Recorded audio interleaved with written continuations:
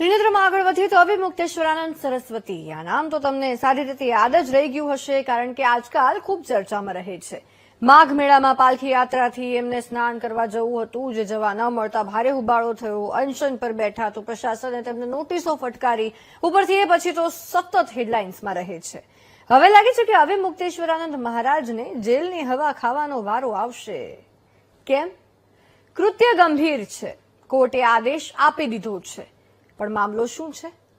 એ જ જેના કારણે કેટલાક મોટા મોટા સંતો જેલની હવા ખાઈ ચૂક્યા છે અથવા તો ખાઈ રહ્યા છે.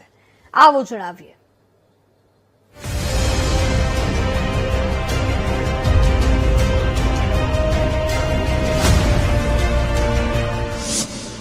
અભિમુક્તેશ્વરાનંદ ખાશે જેલની હવા. અભિમુક્તેશ્વરાનંદ પર યૌન શોષણનો આરોપ. સગીરોનું યૌન શોષણ કરવાની એફઆઈઆર. જી હા, જ્યોતિષપીઠના શંકરાચાર્ય સ્વામી અભિમુક્તેશ્વરાનંદ સરસ્વતી વિરુદ્ધ યૌન શોષણના આરોપ લાગ્યા છે.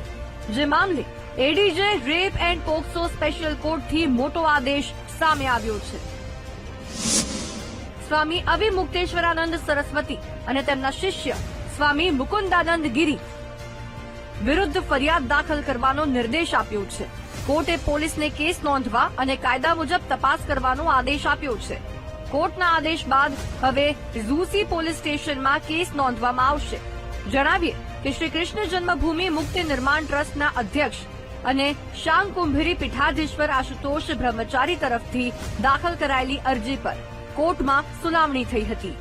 देखिए, छोटे छोटे बच्चों के साथ अभिमुक्तेश्वरानंद कुकर्म करते थे, लैंगिक अपराध करते थे और सबसे पहले इनके जो शिष्य है मुकुंदानंद, वह उस अपराध को करके दिखाता था, बताता था कि ऐसे ऐसे आप करिए और उसके बाद गुरु सेवा मिलेगी.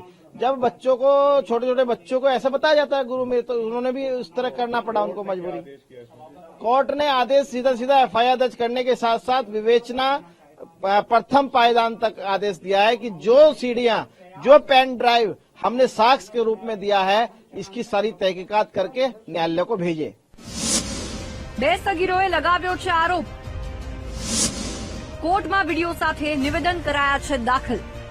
કથિત ઘટનાઓથી સંબંધિત સીડી કોર્ટમાં સોંપવામાં આવી છે. તેમ છતાં અભિમુક્તેશ્વરાનંદ તો એમ જ કહે છે કે કેસ ફર્જી છે. जो फर्जी मुकदमा बना करके हमारे ऊपर दायर किया गया है, उसकी सच्चाई सबके सामने आएगी. तभी ऐसा काम करने वाले जो लोग हैं वो दंडित हो सकेंगे. तो इसलिए आवश्यक है. बात यह है कि सनातन के ऊपर आरोप लगा कौन रहा है? आप देखिए, किसी विधर्मी ने थोड़े लगाया है हमारे ऊपर आरोप. जिस व्यक्ति ने लगाया है वो खुद हिस्ट्री शीटर है. उसकी पूरी हिस्ट्री शीट शामली जिले के कांदला थाना में दीवार के ऊपर जो हिस्ट्री शीटरों का नाम लिखा हुआ है, उसमें 34 नंबर पे उसका नाम लिखा है. वो व्यक्ति राम भद्राचार्य का शिष्य बन जाता है और राम भद्राचार्य जी की शिष्य होने के बाद वो आकर के हमारे लोगों के ऊपर इस तरह का आरोप लगाता है. જેણે પણ લગાવ્યો હોય, પણ આરોપ તો ગંભીર છે ને.